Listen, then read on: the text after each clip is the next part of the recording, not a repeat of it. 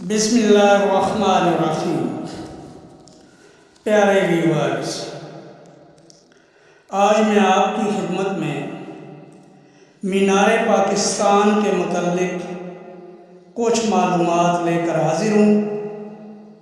امید کرتا ہوں کہ آپ پسند فرمائیں گے، جبکہ نئے ویور سے گزارش کروں گا کہ چینل کو سبسکرائب کریں تاکہ آئندہ آنے والی معلوماتی ویڈیوز آپ تک پہنچ سکیں۔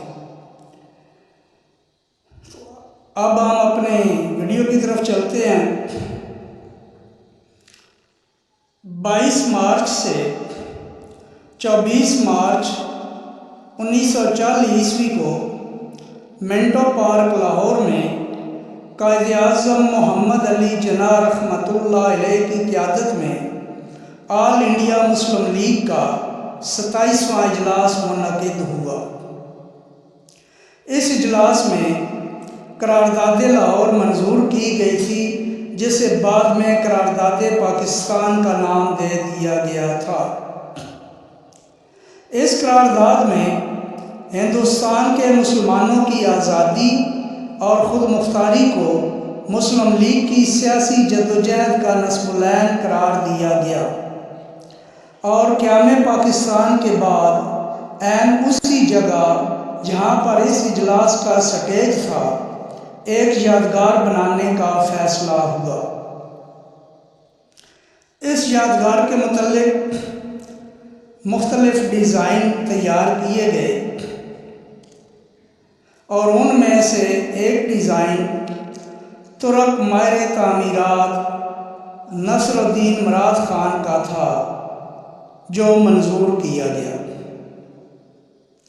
جبکہ اس کی تعمیر کا کام میاں عبدالخالق اینڈ کمپنی نے 23 مارچ 1960 عیسوی میں شروع کیا اور 21 اکتوبر 1968 عیسوی کو اس مینار کی تعمیر مکمل ہوئی۔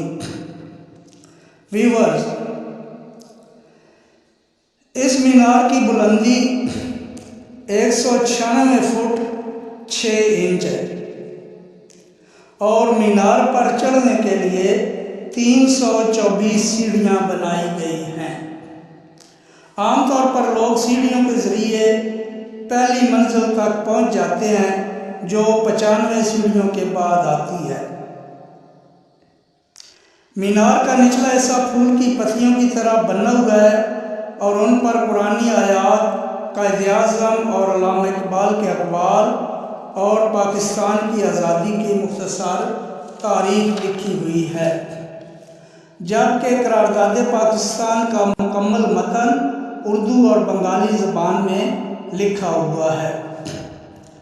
آپ کو یہ بھی بتاتا چلوں کہ اس مینار کی کل 20 منزلیں ہیں اور مینار کے آخر پر 16.5 فٹ سٹین لیس سٹیل کا گنبد نصب کیا گیا ہے، جس سے روشنی منعکس ہو کر ہر سو کرنیں بکھیرتی ہے۔ ویورز، یادگار وہ نشان خیر ہوتا ہے جو کسی کے مرنے کے بعد باقی رہتا ہے، جبکہ یادگار کا عام تصور موت اور فنا ہی ہے۔ چنانچہ قرارداد پاکستان، جو ایک زندہ جاوید حقیقت ہے، اس سے اس کا کیا تعلق؟ اس لیے منصوبے سے یادگار کا لفظ خارج کر کے مینار پاکستان رکھ دیا گیا، مگر ستم ظریفی دیکھیے کہ لاہور کے باسی آج بھی اسے یادگار کہہ کر ہی پکارتے ہیں۔